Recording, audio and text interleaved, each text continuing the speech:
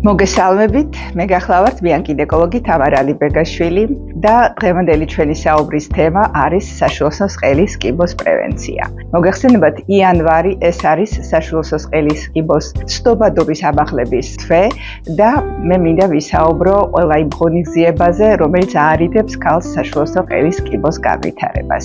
ზოგადად საშუალო სყელის კიბოს საკმაოდ ვერაგი დაავადება, იმიტომ რომ მისი ეგრეთ წოდებული კიბოს წინა მდგომარეობა მიდის აბსოლუტურად უჩუმრად. სწორედ ამიტომ არის მნიშვნელოვანი ქალმა ჩაიტაროს კვლევა მაშინ, როდესაც ის თვლის თავს ჯანმრთელად. ბოლო სტატისტიკის მიხედვით, მსოფლიოში ყოველწლიურად 360,000 ახალი შემთხვევა ვლინდება საშუალო სყელის კიბოს და სამწუხაროდ 380,000-ზე მეტი სიკვდილობა ფიქსირდება. მსოფლიო ჯანდაცვის ორგანიზაციამ 3 მიმართულებით გააქტიურა თავისი მოქმედება.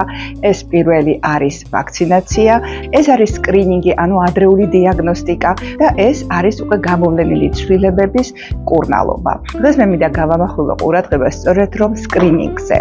რამოდენიმე სკრინინგ ტესტი არსებობს მსოფლიოში. ჩვეულებრივი ციტოლოგია, როდესაც მინაზე გადასმით ხდება ამუჯედების გარჩევა, მაგრამ არსებობს ეგრეთ წოდებული სითხური ციტოლოგია. სითხეზე დაფუძნებული ციტოლოგიის დროს არის აბსოლუტურად სუფთა ნაცხი, მასალა გასუფთავებულია ყანთების ელემენტებისგან, სისხლის ელემენტებისგან და მხოლოდ უჯრედები არის მხედველობის ველში, რაც უადვილებს ციტოლოგს გამოკვლევას და აძლევს საშუალებას უფრო სწორი დიაგნოზის დასმის. დადგენილია, რომ მთავარი მიზეზი საშუალო სყელის კიბოს ეს არის მაღალი რისკის პაპილომა ვირუსით ხანგრძლივი ინფიცირება. და სწორედ აი ამ ვირუსის გენომის გამოკვლევა და მისი აღმოჩენა არის ერთ-ერთი მთავარი არსი პაპილომა ვირუსის მაღალი რისკის ვირუსების გამოვლენის ტესტის, იმუნოციტოქიმიური კვლევა. ეს კიდევ უფრო მაღალტექნოლოგიური კვლევა არის, რომელიც ეფუძნება იმ ცილების არსებობაზე, რომელიც მიგვანიშნებს, რომ საქმე გვაქვს ტიპიურ კიბოს წინა მდგომარეობასთან. ჩვენ შეგვიძლია მხოლოდ ერთი ნაცხის აღებით მივიღოთ ინფორმაცია როგორც ციტოლოგიური კვლევისთვის, ასევე HPV ტესტირებისთვის და ასევე ციტოქიმიური კვლევისთვის. მთავარი არსი სკრინინგის არის ის, რომ ჯანმრთელი მოსახლეობა უნდა მოვიდეს და უნდა დასკრინინგდეს, იმიტომ რომ თუ ქალს აქვს უკვე სიმპტომი, რომელიც ძირითადად გამოიხატება როგორც წესი სისხლიან გამონადენში. თუ ეს იქნება სისხლიანი გამონადენი მენოპაუზაში, ეს შეიძლება უკვე ნიშნავდეს, რომ ჩვენ საქმე გვაქვს ონკოლოგიურ ტრანსფორმაციასთან.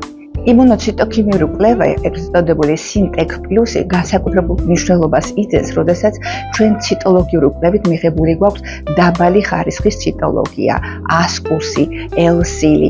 აი სწორედ ამ დროს შეიძლება უკვე იყოს გარკვეული ონკოლოგიური ტრანსფორმაცია და SINTEC+-ის დადებითობა ნიშნავს, რომ აუცილებლად ქალი უნდა გაიგზავნოს კოლპოსკოპიურ კვლევაზე. მეორე შემთხვევა, როდესაც აქტუალურია SINTEC+-ის გამოყენება, ეს როდესაც ჩვენ მივიღებთ დადებით შედეგს მაღალი რისკის ვირუსების არსებობაზე. და ძალიან მნიშვნელოვანია, რომ ეს SINTEC+ შესაძლებელია გაკეთდეს იგივე მასალით, რა მასალითაც გაკეთდა დღევადი ციტოლოგია და HPV ტესტირება. რაც გულისხმობს იმას, რომ ქალს არ საჭიროებს დამატებით მოსვლას, თავიდან ნაცხის აღებას და უბრალოდ იგივე მასალით შეიძლება SINTEC+-ის შედეგიც გამიგოთ. მე მინდა გისურვოთ ჯანმრთელობა და გახსოვდეთ, რომ თქვენი ჯანმრთელობა თქვენს ხელთაა.